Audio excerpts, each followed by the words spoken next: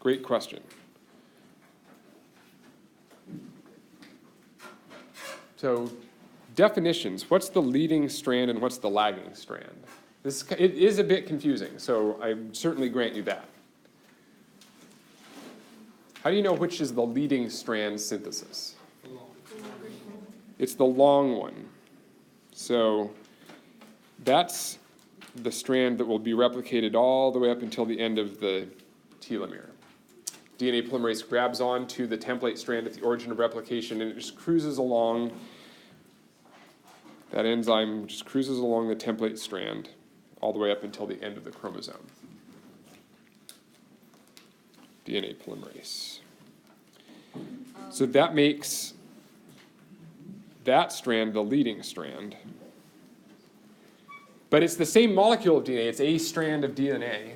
There are also parts of that that are lagging. That's where all these Okazaki fragments are. So from an origin of replication, replication happens on both sides of the origin. One direction is leading. That's what we just talked about. The other direction is lagging. That's where the Okazaki fragments are found.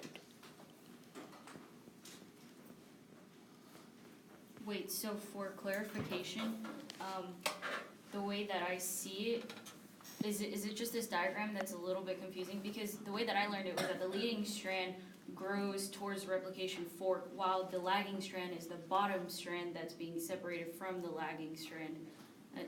No? It's a bubble, not a fork. Yeah, so this is two forks going in both directions. And so there's another leading strand here, which is there.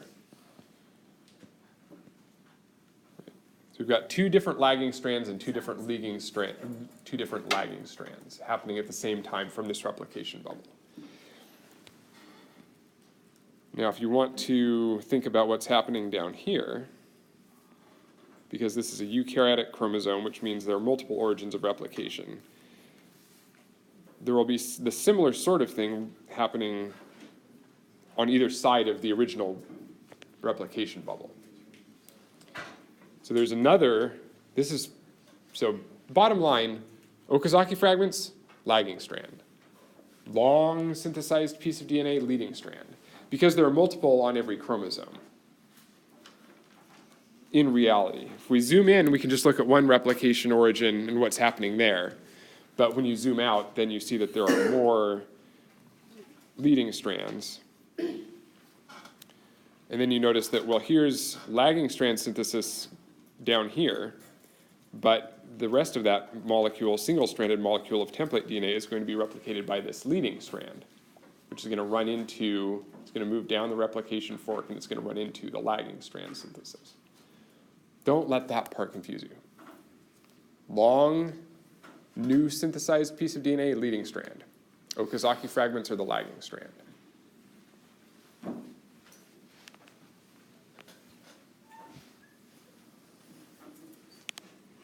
Yeah. Another question about disjunction. So does disjunction only happen in meiosis, or does it happen in meiosis as well? Ooh. So non-disjunction of chromosomes, can it happen in meiosis only or mitosis as well?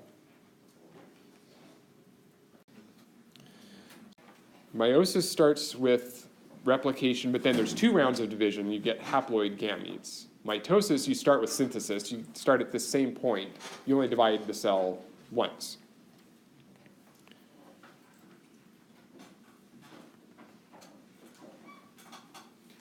So if this is mitosis, we're going to, say, divide that cell in half. What letters do I write underneath the chromosomes that wind up in the two daughter cells? Daughter cell 1 and daughter cell 2. Wouldn't they each have one copy of the parent, or one P and one M? What each get 1P, a 1P chromosome and a 1M chromosome. Because the goal is to create two daughter cells that are genetically identical to the original cell, which had one paternal version of that chromosome and one maternal version of that chromosome. So all we've done is made the same cell twice. Got one parent cell that produce two daughter cells that are genetically identical. Could that process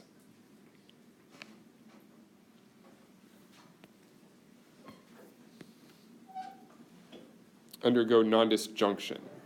What would that look like? Nondisjunction is when the chromosomes don't separate, when the sister chromatids don't separate. Having extra P or N respective side. So NDJ, nondisjunction, that's my acronym, not anybody else's. Yeah, so if the two, let's say the two paternal chromosomes were held very tightly together during this process and they didn't disjoin, they didn't separate, then what would our two daughter cells look like? So the 1Ms disjoin normally. They segregate equally into the two daughter cells. So one of these two cells is going to have two copies of the paternal version of chromosome 1, and the other one has nothing. That's mitosis. Exactly the same thing can happen during meiosis.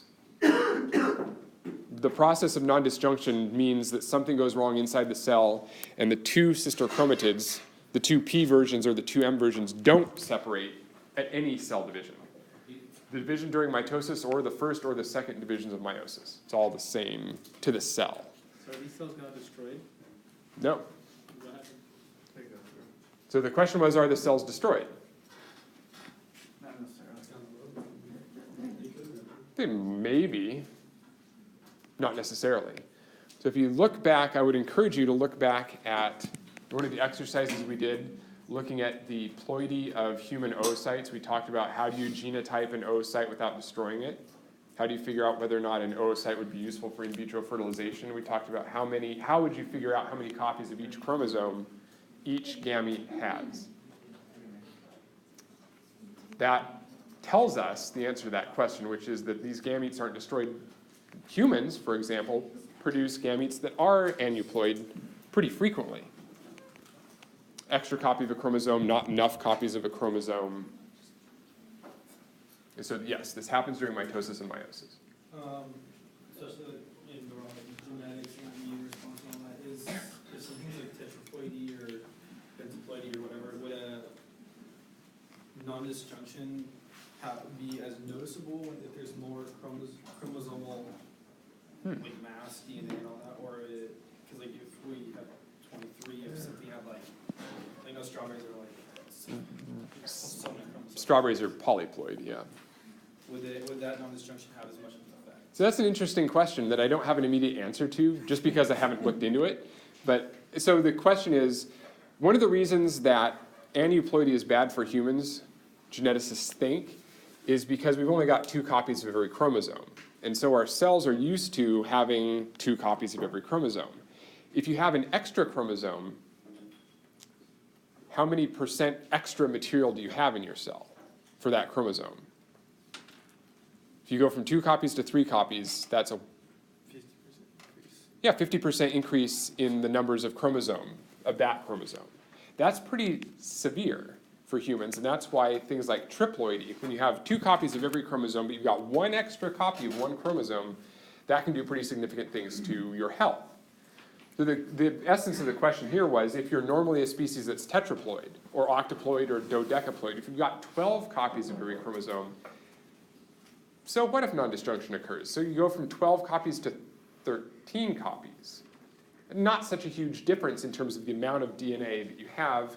And again, I don't have an answer off the cuff, but it's something I can look into. So I would predict that you're right. My educated guess, I guess, would be that, yeah, that's probably true.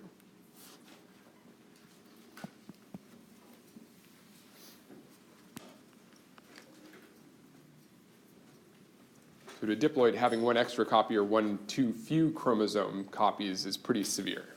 And that's why there are very few human chromosomes that we can survive having only 1, or we can survive having 3.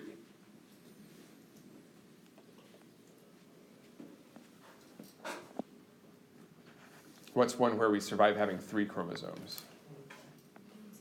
Down syndrome, trisomy for 21. It's like one of the only, there are a few other examples where you can have 3 of 1 chromosome and still be viable, alive. The sex chromosome? Yeah.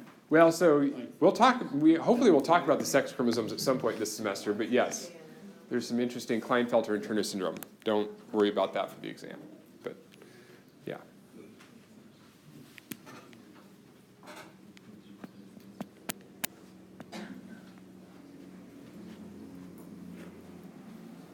On 6 is the straight hair, curly hair problem. Question 6, switch down here to question 4. So in the video key, I drew out meiosis. That was not something I expected you to necessarily do on the exam. That was just in case you wanted to see the full process of how to figure out the gamete haplotypes. So show your work is always a good idea, but you don't have to for this case.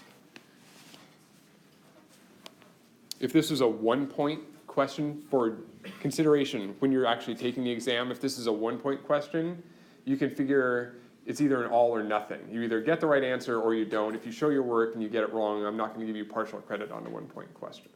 If it's a multiple point question, then it's always valuable to show your work because that'll maybe get you the opportunity to get some partial credit on a 2-point question or a 3-point question.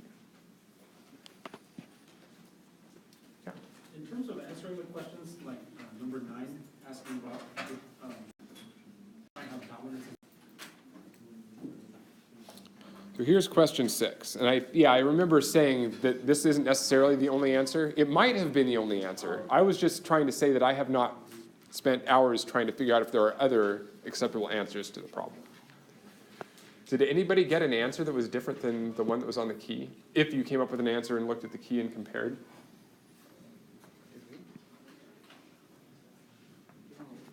It's totally possible that there are more than one correct answer.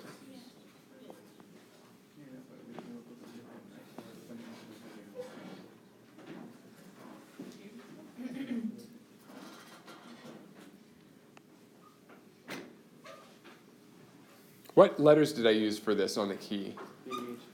Big H, straight hair. That makes sense, little h. So,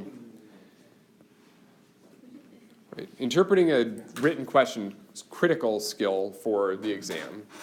You need to be able to read this question and come up with genotype notation. You can come up with your own genotype notation. Choose whichever letters you want, that's fine. So straight hair is dominant. So there would be 2 different genotypes that produce straight hair, either heterozygous or homozygous for the capital H. And the only reason I know that I can use capital and lowercase letters is because that's what the question told me. It's telling me what is dominant. So the only genotype that produces curly hair is little h over little h.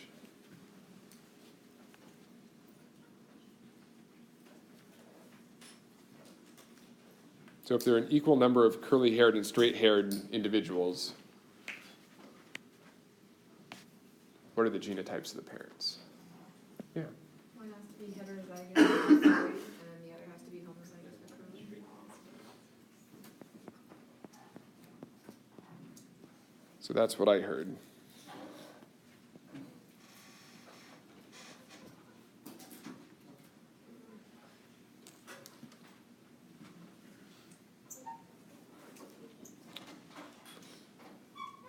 So that makes a Punnett square where the parent on the left produces big H and little h gametes, and there's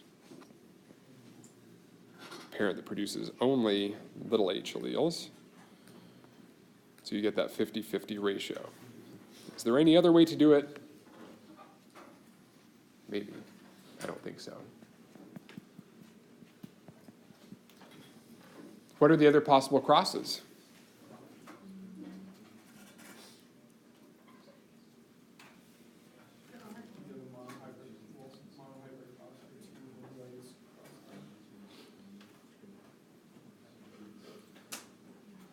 So there are 2 more possibilities, cross 2 and cross 3. So either of those 2 crosses, what sort of phenotype ratios do they produce, 2 and 3?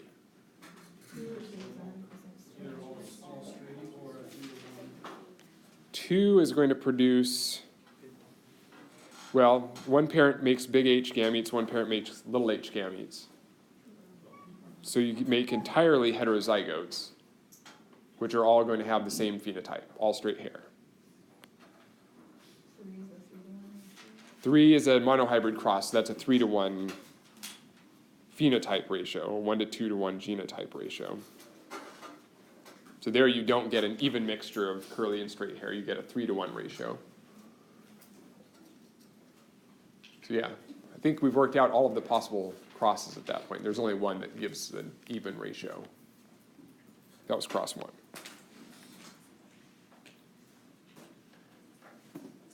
Well, 3 wouldn't work, would it, because, Yeah, 3 is not the answer. 3 doesn't.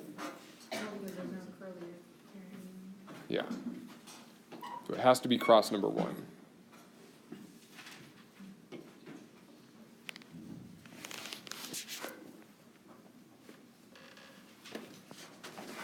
There are other crosses you could do, but they're even less likely to work. Like the homozygous recessive individual cross to itself. Or the homozygous dominant individual cross to itself, which, of course, you get no diversity in the next generation. Yeah. So just for clarification, the phenotypic or the phenotype ratio is, we would show dominant to recessive, right? And then That's usually how it works. what we would see. You would write the dominant trait first and then the recessive and write the ratio 3-to-1. But as I said earlier, genotype ratio is the same thing. You could write it as a 1-to-3 ratio. Recessive to dominant. The difference between this phenotype and a genotype would be that the genotype is 1 to 1, right? That's correct. So a 3-to-1 phenotype ratio comes from a 1 to 2-to-1. So here are the genotypes, right? Genetic nomenclature, slashes, allele nomenclature, all that. So we've got 1 capital H over capital H. We've got 2 heterozygotes, and we've got 1 homozygous recessive individual. And it's those, all of those individuals that have a dominant allele show the dominant straight-haired trait, phenotype. And there's 1 individual that has the recessive phenotype. So that's how that 1 to 2-to-1 ratio, the 1 plus 2 parts of the ratio, combine together there to make a 3-to-1 phenotype ratio.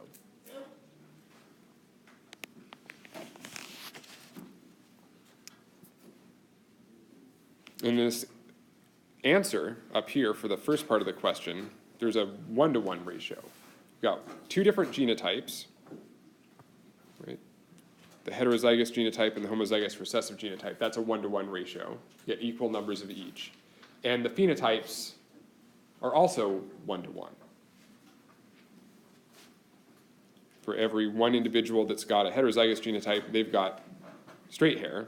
There's 1 individual that's recessive, has curly hair.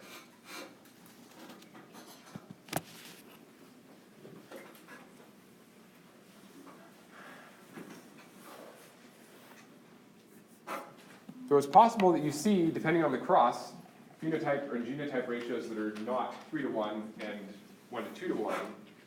So don't just memorize ratios and write them down as answers to questions. Sometimes you actually have to work it out. I only say that because that's what I did in my genetics class. Ooh, I don't know what's going on. 1 to 2-to-1 ratio. I didn't get points on that question.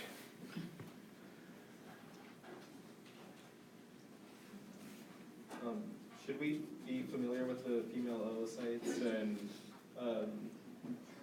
the concepts they're in? Meiosis. Yes, be comfortable with meiosis, oocytes, sperm,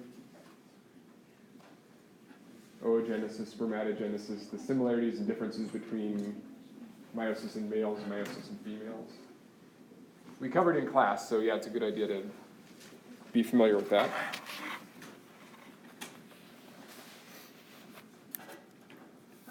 So study tips for this exam, would the best way to study would the lecture videos that we did, just run through them, make sure we understand what's going on. Depends on how much time you have, whether or not rewatching all the lecture videos is a good idea. Run them on two, twice as fast. Yeah, exactly. That's what's nice about being able to speed up the play. Plus, my voice sounds funny when you speed. It already does, but especially when you play it at twice the speed. Or I could talk like that normally. That'd be kind of fun. The only reason why I ask is because sometimes in lecture, you give us the option, okay, go home and figure it out, think about it, and then come back. And then that's when I'm like, okay, I couldn't figure it out. Right. And those answers are usually in the following video, or we discuss them during the following class. So even if you were in class, if you get to the end of one of the lecture capture videos, like I'm doing right now, and there's a question, then flip to the next video, find the answer. And usually, as I've said before, usually I flag those in YouTube so that they're relatively easy to find.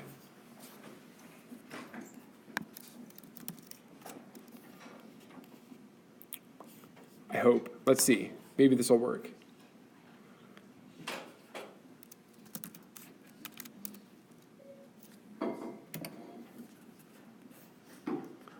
Let's see.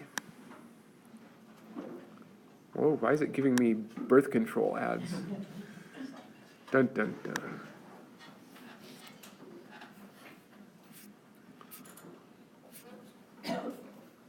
So if you go to something that's a lecture video, remember, I think I showed this to you before, but you can go down here to the information and I've got a table of contents of each video.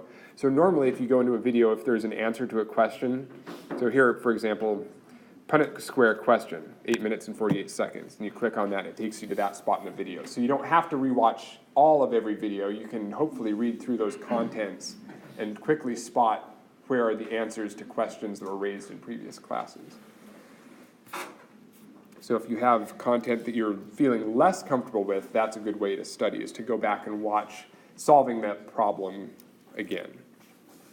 I Can want be. to ask the one person who got the 12 how they studied for this exam. Ooh. Because my iPad was just all over the place. I don't know what I was doing.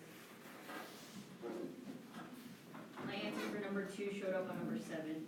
Well, that technical issues we deal with outside of after the exam. So if you have technical issues during the exam, don't freak out.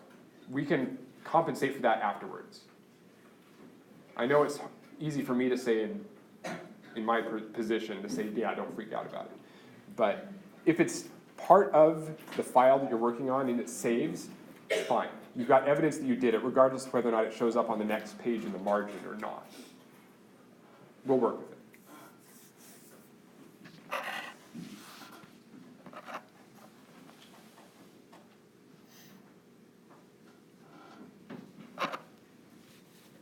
I'm flexible.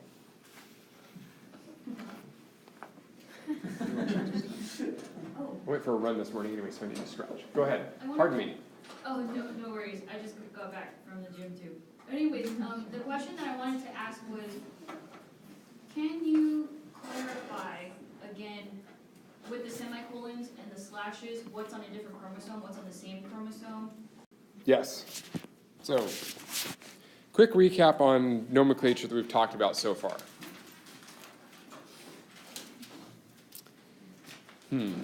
I guess I'll start out simple. Let's see. Thank you.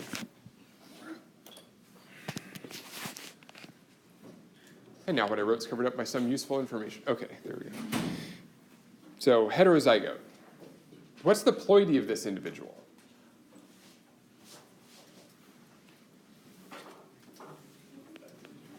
In N,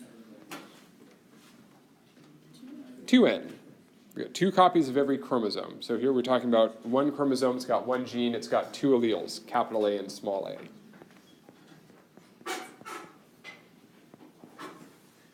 So if we drew that out as chromosomes, there's your diploid, got interphase cell before synthesis. When we define ploidy, that copy of the chromosome has a capital A, that copy has a little a. So that's what that nomenclature means. The slash let me make it a different color, literally indicates that we're talking about genes that are on two separate molecules of DNA. And the semicolon comes in when we're talking about a separate set of genes. So it's the ploidy of that genotype on the bottom half. So we have 3 alleles? So this is important. So A is one gene, B is a separate gene. What does the semicolon tell us? It's on a separate chromosome. So that genetic nomenclature would be interpreted as something like this. It's like the original example. There's a chromosome that contains gene A, the longer chromosome that's on the left. There's one copy that's got capital A, one that's got lowercase a. Semicolon. So the slashes still tell us when we're talking about genes that are on separate pieces of DNA. The semicolon tells us we've moved to a different chromosome.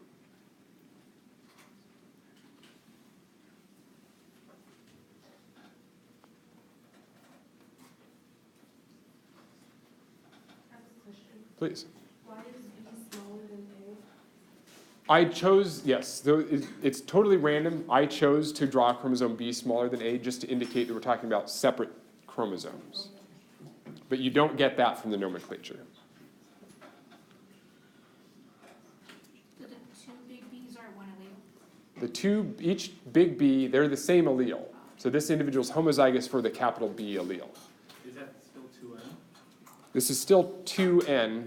They've got, this individual has 2 copies of every chromosome. So they're both diploid.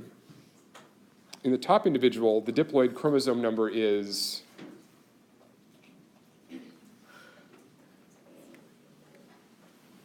2. There are 2 molecules of DNA we're looking at there, 2 vertical lines, 2 chromosomes. 2N equals 2. That's a diploid individual that has a diploid copy number of 4. 2N equals 4. So 4 is the number of chromosomes?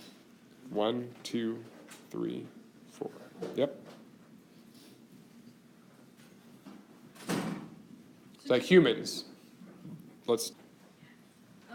So for clarification, the top one, it's genes on 2 separate DNA strands on 1 chromosome. Is that what you had said? These are 2 different chromosomes. So the red numbers, number 1 and number 2, those are 2 totally different pieces of DNA. 2 copies of the same chromosome. Right? And this is why I was saying earlier that content on this exam builds off of what we talked about in the previous exam, because each of those things that I've drawn as a straight line is a double helix. So that's 2 double-stranded molecules of DNA, 2 chromosomes. One has one version of gene A, capital, one, the other has a little a version of that gene.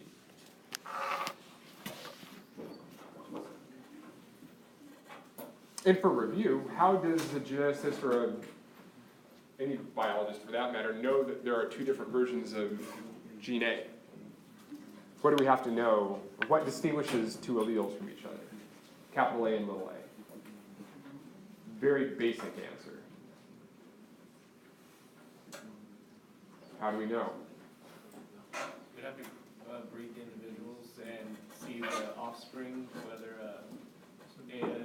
whatever's more common is going to be big A, and if you have 10 kids and only 2 of them are little a, then... Right, so there are 2 pieces of information, exactly right. There are 2 pieces of information that we can use to infer that there are multiple alleles. One is 2 different phenotypes, curly hair and straight hair in one of the previous examples. But when you get down to it, what causes, everyone's got 2 copies of gene A. Does anybody have hair that's not curly or straight? This is all made up, right? It's pretty binary. You got curly, well, okay, so wavy. I'll call wavy hair curly, okay. Try to make this binary. There's curly hair and there's straight hair. We do not have a capital H and a lower H gene, I'm sorry to say. That was made up, I did that. So we have evidence that there are 2 different, if human hair shape was controlled by a single gene, which it's not, we would know that that was the case. We would know which individuals had certain alleles because we'd look at their hair and say, oh, you've got straight hair, or you've got curly hair. And we'd be able to cross two people together and look at their kids and figure out the dominance pattern, that's fine. What is it about the capital H and the lowercase h that make the hair different shapes? More common. No, what actually about being a capital H version of the gene makes hair straight?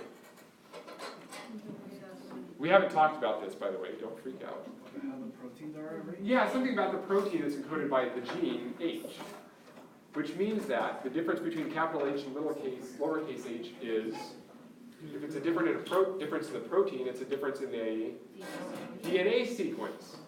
That's why this is genetics. So the only way that we know that there's a capital A and a lowercase a is those are different. If you zoomed into the nucleotide level and you looked at the base pairs of those genes, capital A and lowercase a, you'd see that they're the same gene, but they're slightly different somewhere in the DNA sequence. So every different allele, and I said this a week or two ago, but I want to make sure that it's repeated, which is why I'm spending 5 minutes or so on this. Every allele is going to be different somehow in DNA sequence. We haven't talked about that a lot, but it's an important point. So there are two pieces of information that you can use to infer the presence of multiple alleles. One is different phenotypes, but ultimately, when you get down to it, you look at the DNA sequence of two genes. We can define them as being two alleles if there's a DNA sequence difference between them.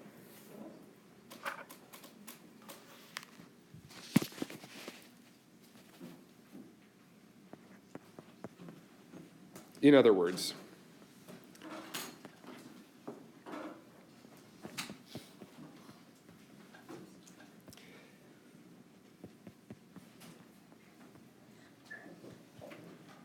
I've defined for you up here that the top gene sequence, of course it's way too short for a gene sequence, 7 nucleotides. The top one is capital H. How many alleles of this gene are shown in this diagram? Your options are 3, 2, or 1. How many different alleles are there? 2. Okay, so what's this second line? Capital H. Capital H. Right, it's exactly the same sequence as the top gene, so it's the same allele, by definition. Okay, this one's a lowercase h. It only differs at one spot, but that difference is what lets us define it as being a different allele. So when I say something like an allele is a version of a gene, that's what version means. Slightly different nucleotide sequence. A gene that produces the same protein, but the protein maybe works slightly differently, makes curly hair, not straight hair. Would it be okay for this class to use the term gene and allele interchangeably? No, not, well, it depends. So the question was, can you use the term gene and allele interchangeably? And there's an important difference between them, and it will depend on the question whether or not it's okay to do that or not. But an allele is just a variation of a gene. That's a good way to put it. An allele is a variation of a gene. Yeah, and as long as you know that, you'll be okay.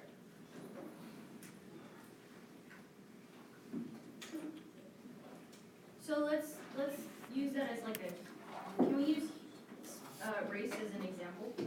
Let's just say that we all serve as our own independent gene. We're all humans, but there's variations between us, so we're all individually alleles.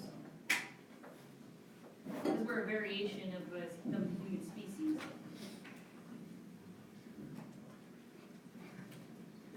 It's a potentially useful analogy, humans as alleles. The interesting thing is that races probably are considered races because they share common alleles. So all the members of one, as we saw in those tables of genotypes and microsatellites that were all a big part of the last exam, that last question was, yeah, there are some people, and you can cluster individuals by population based on whether or not they've got certain alleles of certain microsatellites. Well, we've been tested on incomplete dominance. We didn't cover it in class, so no. No incomplete dominance, no codominance. We might get there next week, but maybe not. So yeah, not on this test. All right, I've got office hours now for the next hour. So I'm assuming I'm going to see some of you over there for more discussion. Talk just for a second, humans. This is always my starting point. I know it's not necessarily yours, it's just because I happen to remember this. We're 2n equals 46. If you look at a picture of a metaphase karyogram, there are 46 objects on there. We have, our n is 23. We have chromosome 1, chromosome 2, chromosome 3, chromosome 4, and so on, down to 22, and then we have the 23rd, which is the sex chromosome. So humans have 23 different chromosomes, chromosome 1, chromosome 2, chromosome 3, etc. And we have got 2 of each. And that's how you come up with the 46. Back to the previous slide. Absolutely. Determine it out, and you could also draw it out too. Do you have a preference between the two? Because like drawing it out is so much easier and faster than writing out how dominance actually. Up to you. Okay. Yeah. You take either or. So Yeah. In this, for this question, question 9, how is dominance determined? How is it denoted in genotype? It doesn't have to be a just written response. You could incorporate, in fact, it's beneficial if you incorporate some drawings. The nomenclature part, how it's denoted in a genotype, would be hard to do without writing some letters, but you don't have to do that in full sentences, for example. It's not, well, I shouldn't say it's not an English class. It is important to have good scientific communication skills. We briefly talked about pedigrees. Will we be seeing any pedigrees on this exam? No, no pedigrees, yet. Next exam, yes. So far, no, we haven't talked about pedigrees. I did briefly, but no. So we'll probably have a couple of like the roller versus. I will not answer probably questions, sorry. I'm not giving away exam information before the exam. Ask it in a different way. Okay, so we'll be seeing something similar